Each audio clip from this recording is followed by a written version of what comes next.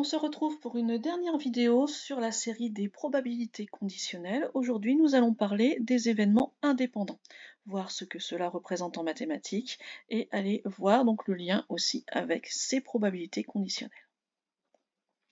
Tout d'abord, au niveau logique, c'est comme dans le sens commun, dire que des événements sont indépendants, ça veut dire qu'ils n'ont pas d'influence l'un sur l'autre. Au niveau mathématique, ça va se traduire par une formule. Deux événements A et B sont indépendants si et seulement si P de A inter B est égal à P de A fois P de B. Ceci et seulement si veut donc dire qu'on peut travailler dans les deux sens. Des événements indépendants vont nous donner cette égalité, et si cette égalité est vraie, alors mes événements sont indépendants. Le problème ici de cette formule, c'est qu'on a envie de l'appliquer quel que soit le cas. C'est une formule qui nous paraît tellement naturelle que même quand les événements ne sont pas indépendants, on a envie de l'appliquer. Donc il faut que l'on fasse très attention.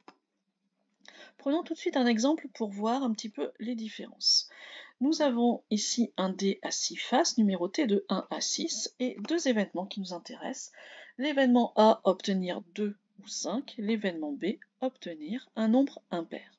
On peut s'interroger de savoir si ces événements sont indépendants ou non, notamment à cause du recoupement ici du 5 qui apparaît dans mes deux événements. Allons regarder deux situations. Dans ma première situation, le dé est parfaitement équilibré. Dans ce cas-là, je suis dans une situation d'équiprobabilité, donc chaque face a la même probabilité que les autres d'apparaître, et ces probabilités sont de 1/6. On peut alors travailler avec le nombre de cas favorables sur le nombre de cas possibles.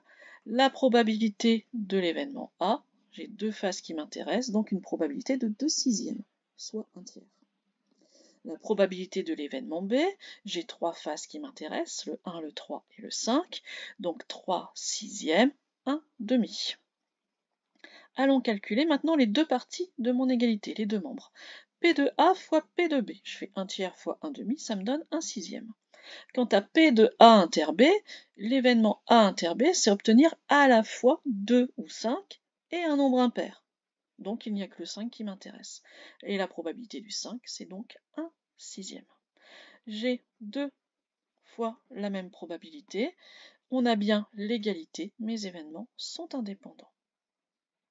Donc le recoupement ici de mon événement A et de mon événement B n'est pas important pour mon indépendance.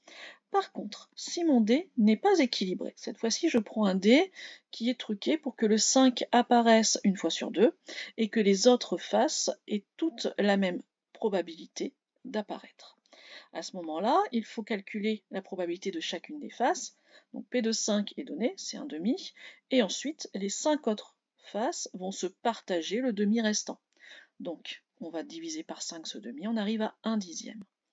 À ce moment-là, la probabilité d'obtenir 2 ou 5, c'est soit 2, soit 5. Donc, je vais prendre 1/10 pour le 2 et 1 demi pour le 5. En mettant au même dénominateur, nous allons arriver à 6/10, soit 3/5. La probabilité de l'événement B, avoir un nombre impair, on a le 1, le 3 et le 5.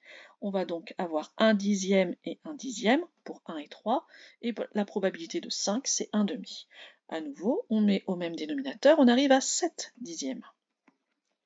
À ce moment-là, P de A fois P de B, c'est 21/50. J'ai mis au même dénominateur et j'ai multiplié mes deux fractions. Donc j'ai fait 3/5 fois 7/10. Par contre, P de A inter B, on est toujours avec l'événement A inter B qui est égal à P de 5, donc cette fois-ci 1 demi.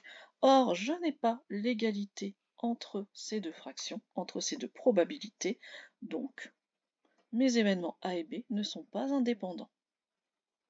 Et vous voyez qu'ici, ce n'était pas le fait qu'il y ait un lien ou pas entre mes événements dans mon énoncé, mais bien la situation et la façon dont était construite notre expérience et dont était construit notre dé qui fait qu'ils sont indépendants ou non.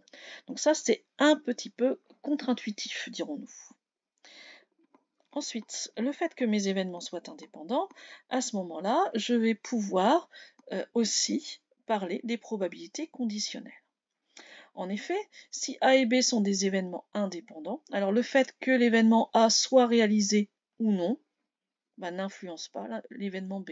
Donc la probabilité de B sachant A est égale à la probabilité de B. Inversement, si on a la probabilité de A sachant B, c'est la même que la probabilité de A. Et uniquement dans le cadre où mes événements sont indépendants. Dernière chose pour terminer, si j'ai deux événements A et B qui sont indépendants, il en va de même pour leurs événements contraires. Donc A bar avec B seront indépendants, A avec B bar aussi, et A bar avec B bar aussi. Voilà pour donc cette notion d'événement indépendant. Au revoir.